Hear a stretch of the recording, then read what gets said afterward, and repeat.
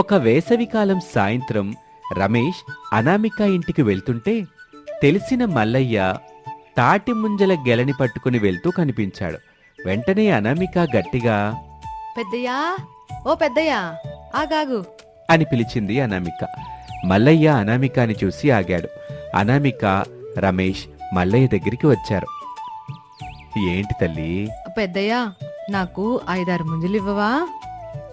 మన్నించు బిడ్డా, పట్నం నుంచి కూతురు అల్లుడు వచ్చారు.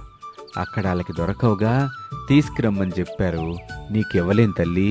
అలా కాదు పెద్దయ్యా, 5 వద్దులే, ఒక 2 ఇవ్వు. తాటి ముంజల్ని తినాలనిపిస్తుంది. అబ్బా, చాలా ఇబ్బంది పడుతున్నావు తల్లి. కావాలంటే నేను రేపు ఇంకో గెల కోసుకొచ్చిస్తాను. ఇప్పుడు మాత్రం నన్ను వదిలిపెట్టు అని చెప్పగానే అనామిక చిన్నబుచ్చుకుంది. మల్లయ్యకి బాధేసింది. ఇక చేసేదేమీ లేక మల్లయ్య ఒక 5-6 ముంజకాయలిచ్చాడు. అనామిక ఎంతో సంతోషపడింది. మల్లయ్య తన ఇంటి వైపు వెళ్ళిపోయాడు.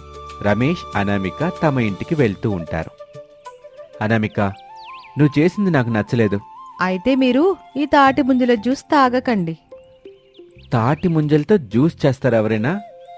వాళ్ళ వీళ్ళ గురించి నాకేం తెలియదు, కానీ నేను మాత్రం చేస్తాను. అది మీకు ఇవ్వను. అత్తయ్య, మామయ్యకి, నా ఆడపడుచు మాలతికి ఇస్తాను. నువ్వెలా ఇవ్వవో నేను చూస్తానులేను. నీ గురించి పూర్తిగా నాకు తెలుసు. నేను తాగకుండా నువ్వు తాగవుగా. చాలే సంబరం, పదండి. అంటూ ఇద్దరూ ఇంటికొచ్చారు. వాతావరణం పూర్తిగా చల్లబడింది. ఇంటి బయట మంచంలో శారదా ప్రసాదులు కూర్చొని మాలతి చదువు గురించి మాట్లాడుకుంటున్నారు. అలా ఆ రోజు గడిచింది. మరుసటి రోజు మిట్ట మధ్యాహ్నం వీధి చివర ఉన్న వేప చెట్టు దగ్గర చల్లగా ఉందని శారదా ప్రసాదులతో పాటు ఊరివాళ్లు కొంతమంది కూర్చున్నారు. వరసకి అత్తయ్యే రంగమ్మ శారదని అడిగింది. ఏమే శారదా, ఏం కూర చేసావు? కాళ్ళు వచ్చిన తర్వాత నేను వంట దగ్గరికి పోవడం లేదత్తా. కోడలో ఏం చేసి పెడితే అది తింటున్నాం, ఆనందంగా ఉంటున్నాం. దేనికైనా అదృష్టం ఉండాలి శారదా. అవునత్త, మా ఇంటికి అదృష్టం అనామిక రూపంలో వచ్చింది. మమ్మల్ని తన తల్లిదండ్రుల్లాగా చూసుకుంటుంది. ఏ కాలం మారినా మా పట్ల తన ప్రేమ మాత్రం మారట్లేదు. అపురూపంగా చూసుకుంటుంది అని శారద చెప్తూ ఉండగా కోడలు అనామిక చిన్న కుండలో చేసిన తాటి ముంజల జ్యూస్ని తీసుకుని వాళ్ళ దగ్గరికి వచ్చింది. ఎంత ఎండలో ఏం తీసుకొచ్చావు కోళ్ళ? కుండ సోతంటే తెలియట్లేదు శారదా. ఇంత ఎండలో మనందరి కోసం మనవరాలు మజ్జిగ తీసుకొచ్చినట్టు ఉంది. మజ్జిగ కదమ్మా, ఇది తాటి ముంజికాయల జ్యూస్ తీసుకొచ్చాను అని అనామిక చెప్పగానే ప్రసాదు ఆశ్చర్యంగా, ఏంటి తల్లి, తాటి ముంజల జ్యూస్ తీసుకొచ్చావా? ముంజికాయలు తిన్నాం గాని ఈ జ్యూస్ ఎప్పుడు తాగలేదు. ఇప్పుడు తాగండి మావయ్య, చాలా బాగుంటుంది అని చెప్పి అనామిక గ్లాసుల్లో జ్యూస్ పోసి అందరికీ ఇచ్చింది. అందరూ సంతోషంగా జ్యూస్ని తాగారు. అందరికీ రుచి కొత్తగా అనిపించింది. అమ్మా అనామిక, నిజం చెప్పనా, నువ్వింతకు ముందు ఎన్నో జ్యూసులు చేసావు గాని ఇంత రుచిగా ఏ జ్యూసు లేదమ్మా. నాకింకో గ్లాస్ పొయ్యమ్మా కోళ్ళ అని ప్రసాదు గ్లాస్ ఇచ్చాడు. అనామిక మరింత జ్యూస్ పోసి ఇచ్చింది. శారదా, నువ్వు అదృష్టవంతురాలివి, నీకు మంచి కోడలు దొరికింది అని రంగమ్మ చెప్పగానే శారదకి కొంచెం గర్వం వచ్చినట్టయింది. నేను కూడా అదే అంటున్నానత్త. అనామిక మా ఇంటికి వచ్చినప్పటి నుండి మా జీవితం మారిపోయిందని. ఏమ్మా కోళ్ళ, నీకు ఈ ఆలోచన ఎట్టా వచ్చింది? నేను మా మేనమామయ్య వాళ్ళ ఇంటికి వేసవి సెలవుల్లో వెళ్ళేదాన్ని మావయ్య. అక్కడ అమ్మమ్మ చేసి పెట్టేది. ఎలా చేయాలో నాకు నేర్పించింది మావయ్య.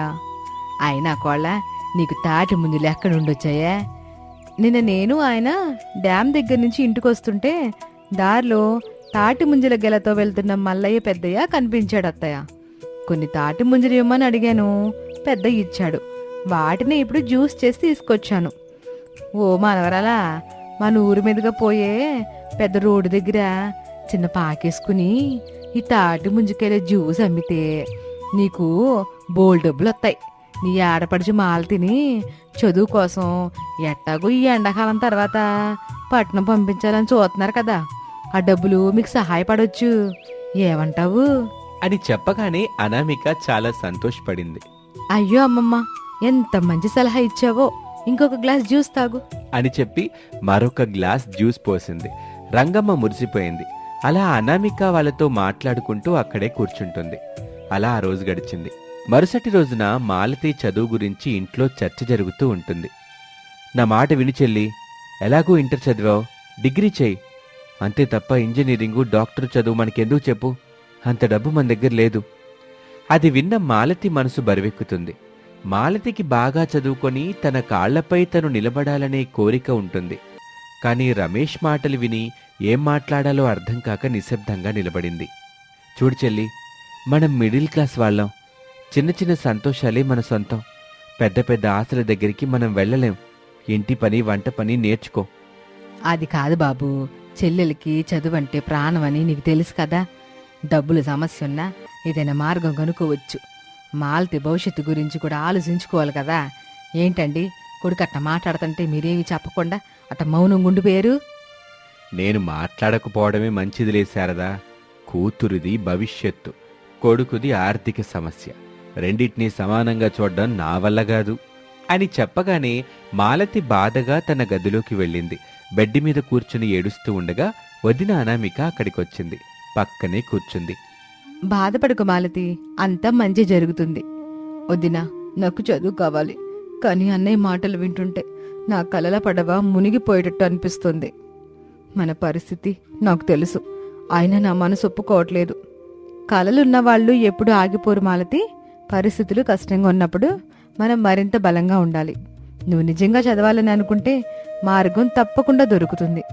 కానీ వదిన, డబ్బు, ఫీజులు, పుస్తకాలు ఇవన్నీ ఎలా? విను, స్కాలర్షిప్లు, గవర్నమెంట్ స్కీమ్స్ ఉంటాయి. నేను అత్తయ్య కూడా సహాయం చేస్తాం. మీ అన్నయ్య ఇప్పుడు అలా మాట్లాడుతున్నాడు, కానీ నువ్వు నీ పట్టుదల చూపిస్తే మీ అన్నయ్య కూడా అర్థం చేసుకుంటాడు. నువ్వు అమ్మ ఎలా సహాయం చేస్తారు వదినా? తాటి ముంజల జ్యూస్ అమ్ముతాం మాలతి. ఇది వేసవికాలం కనుక ఇప్పుడు తాటి ముంజల జ్యూస్కి మంచి డిమాండ్ ఉంటుంది. నిజాయితీగా చేస్తే మంచి ఫలితాలు వస్తాయి. సరే వదినా, నువ్వు అమ్మ సహాయం చేస్తామని చెప్తున్నారు కనుక నేను వెళ్ళి అన్నయ్యతో మాట్లాడతాను. కానీ ఇలా బాధగా కాదు మాలతి, ధైర్యంగా నిలబడాలి, మాట్లాడాలి. మాలతి కళ్ళల్లో ఆశ మళ్లీ మెరుస్తుంది. ఆమె ధైర్యంగా ముందుకొచ్చి, అన్నయ్య, నేను బాగా చదువుకుంటాను.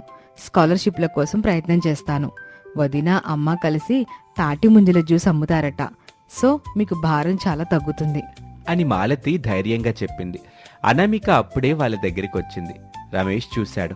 ఒప్పుకోండి, నేను అత్తయ్య మావయ్య అందరం కష్టపడతాం. మాలతిని బాగా చదివిద్దాం. ఆడపిల్ల చదువు దేశానికి వెలుగు. రమేష్ కొంతసేపు ఆలోచించాడు. తన చెల్లెలి కళ్ళల్లో ఉన్న ఆ తపన చూసి మనసు మార్చుకున్నాడు. సరే చెల్లి, చదువుకో అని చెప్తాడు. మాలతి చాలా సంతోషపడుతుంది. మరుసటి రోజున శారద, అనామిక వెళ్లి మల్లయ్యని కలుస్తారు. తాటి ముంజల గురించి మాట్లాడతారు. అలాగే బిడ్డా, ఒక ఆడకూతురు చదువుకి నా పొలంలోని తాటి ముంజలు సాయపడతాయంటే ఇవ్వకుండా ఉంటానా? ఇస్తాను తల్లి అని చెప్పి మల్లయ్య వెళ్ళిపోయాడు. అలా సమయం గడుస్తూ ఉంటుంది. ఓ 2 గంటల తర్వాత ఒక ఎడ్ల బండి నిండా తాటి ముంజల్ని తీసుకొని మల్లయ్య శారద ఇంటికొచ్చాడు. వాటిని చూసి అత్తాకోడలు ఎంతో సంతోషపడ్డారు. ఇదిగోనమ్మా, మీరడిగిన తాటి ముంజల్ని తీసుకొచ్చాను. ఇంకా మీ పని మీరు మొదలు పెట్టండి. తప్పకుండా మల్లయ్య, మీకు రుణపడి ఉంటాం అని చెప్పగానే మల్లయ్య సంతోషంగా వెళ్ళిపోయాడు. అత్తయ్య, మనం ఆలస్యం చేయకుండా ఈరోజే గ్లాసులు, ఐస్, చక్కెర అన్నీ రెడీ చేసుకుందాం. రేపటి నుండే పెద్ద రోడ్ దగ్గర స్టార్ట్ చేసేసుకుందాం. అవును కోళ్ళ, మన కష్టపడితేనే మన పరిస్థితి మారుద్ది. మాలతి చదువు కూడా ఉపయోగపడుద్ది. మరుసటి రోజున అత్తాకోడళ్ళు పెద్ద రోడ్డు దగ్గర ఒక పాక వేసుకొని తాటి ముంజల జ్యూస్ అమ్మటం మొదలుపెట్టారు. రాకపోకలు సాగిస్తున్న వాళ్ళు తాటి ముంజల జ్యూస్ కొత్తగా ఉందనుకొని వచ్చి తాగుతూ ఉంటారు. అలా రోజులు గడుస్తూ ఉంటాయి. మాలతి చదువు కోసం అత్తాకోడళ్ళు మొదలుపెట్టిన ఈ తాటి ముంజల జ్యూస్ అమ్మకం 3 పువ్వులు 6 కాయలుగా సాగుతూ వాళ్ళని ఎంతో సంతోషపెడుతుంది. ఇది ఇవాల్టి కథ. మీరెప్పుడైనా తాటి ముంజల జ్యూస్ తాగారా? ఒకవేళ తాగకపోతే అనామిక రెసిపీని ఒక్కసారి ట్రై చేసి ఈ వేసవిలో తప్పకుండా తాగండి. ఎలా ఉందో కామెంట్ రూపంలో తెలియచేయండి. మరొక ఆసక్తికర కథలో మళ్ళీ కలుద్దాం. నమస్తే.